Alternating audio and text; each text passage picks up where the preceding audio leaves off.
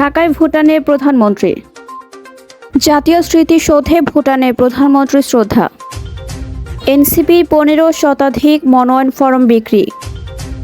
পরস্পরের প্রশংসায় পঞ্চমুখ ট্রাম্প মামদানি। ভারতকে হারিয়ে ফাইনালে বাংলাদেশ। আসসালামু আলাইকুম। বার্ড নিউজ 24-এ আপনাদের সবাইকে স্বাগত জানাচ্ছি। আমি নাইমা আক্তার কেয়া। এতক্ষণ দেখছিলেন সংবাদ শিরোনাম, এখন দেখবেন বিস্তারিত। ভুটানের প্রধানমন্ত্রী শেরিং তোবগে 3 দিনের রাষ্ট্রীয় সফরে ঢাকায় এসেছেন। শনিবার সকাল 8টার দিকে ঢাকার হযরত শাহজালাল আন্তর্জাতিক বিমানবন্দরে অবতরণ করেন তিনি। বিমানবন্দরে অন্তর্বর্তী সরকারের প্রধান উপদেষ্টা ডক্টর মোহাম্মদ ইউনূস ভুটানের প্রধানমন্ত্রীকে অভ্যর্থনা জানান। সেই সঙ্গে দেয়া হয় গার্ড অব অনার। বৃহস্পতিবার এক সংবাদ সম্মেলনে পররাষ্ট্র সচিব মোহাম্মদ আসাদ আলম সিয়াম বলেছেন, বিমানবন্দরে গার্ড অব অনার গ্রহণ করার পর ভুটানের প্রধানমন্ত্রী সাভার জাতীয় স্মৃতিসৌধে বাংলাদেশের মহান স্বাধীনতা যুদ্ধের শহীদদের স্মৃতির প্রতি শ্রদ্ধা জানাবেন। দুপুরে পররাষ্ট্র উপদেষ্টা ভুটানের প্রধানমন্ত্রীর সঙ্গে সৌজন্য সাক্ষাৎ করবেন। ভুটানের প্রধানমন্ত্রী শেরিং তোবগে রাজধানী সাভারে জাতীয় স্মৃতিসৌধে পুষ্পস্তবক অর্পণ করে মুক্তিযুদ্ধের শহীদদের প্রতি শ্রদ্ধা জানিয়েছেন। স্মৃতিসৌধের বেদিতে ফুল দিয়ে শ্রদ্ধা জানানোর পর 1971 সালের মহান মুক্তিযুদ্ধে শহীদদের স্মরণে কিছুক্ষণ নীরবে দাঁড়িয়ে থাকেন তিনি। এ সময় বাংলাদেশ সেনাবাহিনী, নৌবাহিনী এবং বিমান বাহিনীর একটি চৌকস দল রাষ্ট্রীয় সালাম প্রদান করে এবং বিকলে করুণ সুরে বেজে ওঠে। এর আগে সকাল 8টার দিকে ভুটানের প্রধানমন্ত্রী শেরিং তোবগে 3 দিনের রাষ্ট্রীয় সফরে ঢাকায় আসেন। বিমানবন্দরে অন্তর্বর্তী সরকারের প্রধান উপদেষ্টা ডক্টর মোহাম্মদ ইউনূস ভুটানের প্রধানমন্ত্রীকে অভ্যর্থনা জানান। সেই সঙ্গে দেয়া হয় গার্ড অব অনার।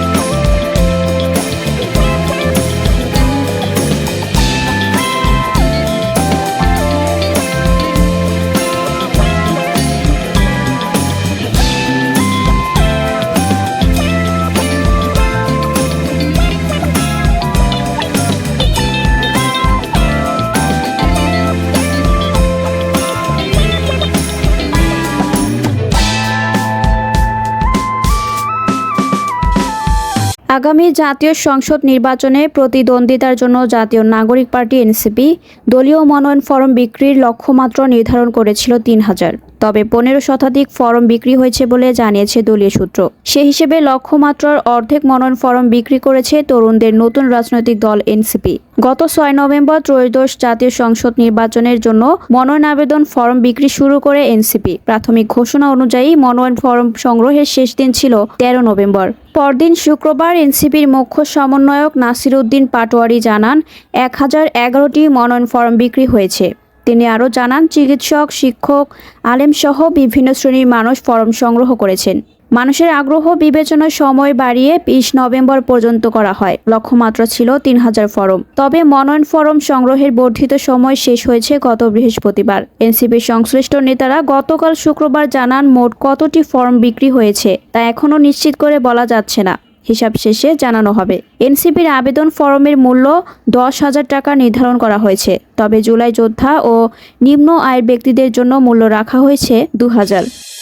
যুক্তরাষ্ট্রের প্রেসিডেন্ট ডোনাল্ড ট্রাম্পের সঙ্গে হোয়াইট হাউসে সাক্ষাৎ করেছেন নিউ ইয়র্ক সিটির নবনির্বাচিত মেয়র জোহরান মামদানি। স্থানীয় সময় শুক্রবার বৈঠকের পর একে অপরের প্রশংসা করেছেন বিপরীত মেরুর দুই রাজনীতিক। একটি ফলপ্রসূ ও সৌহার্দ্যপূর্ণ সম্পর্কের বিষয়ে আশাবাদ ব্যক্ত করেছেন তারা। সাংবাদিকদের সঙ্গে আলাপকালে সফল প্রচারণা এবং জীবনযাত্রা ব্যয়ের উপর জোর দেওয়ার মামদানি প্রশংসা করেন ট্রাম্প। যদিও আগে এই মুসলিম রাজনীতিকে জিহাদি আখ্যা দিয়েছিলেন ট্রাম্প। একই সঙ্গে তার নাগরিকত্ব কেড়ে নেওয়ার হুমকিও দিয়েছিলেন।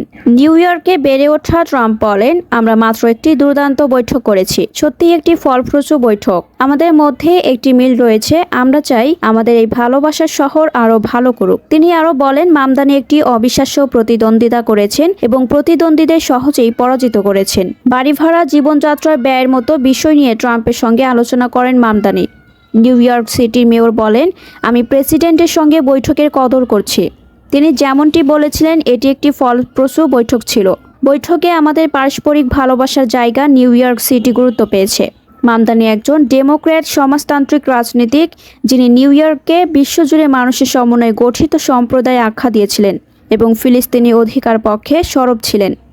একই সঙ্গে ট্রাম্পের রাজনৈতিক অবস্থানের সঙ্গে দ্বিমত পোষণ করেন, কারণ ট্রাম্প অভিবাসীদের একটি বিপজ্জনক অভ্যন্তরীণ হুমকি হিসেবে চিত্রিত করেছেন এবং মুসলিমদের যুক্তরাষ্ট্রে প্রবেশ নিষিদ্ধের চাপ সৃষ্টি করেছেন। ট্রাম্পের সঙ্গে মতবিরোধের বিষয়ে প্রশ্ন করা হলে মামদানি বলেন, মতবিরোধ সত্ত্বেও পারস্পরিক লক্ষ্য অর্জনে কাজ করবেন তারা। মামদানি বলেন, আমি মনে করি প্রেসিডেন্ট ডোনাল্ড ট্রাম্প ও আমি নিজেদের অবস্থান এবং দৃষ্টিভঙ্গি সম্পর্কে খুবই সচেতন।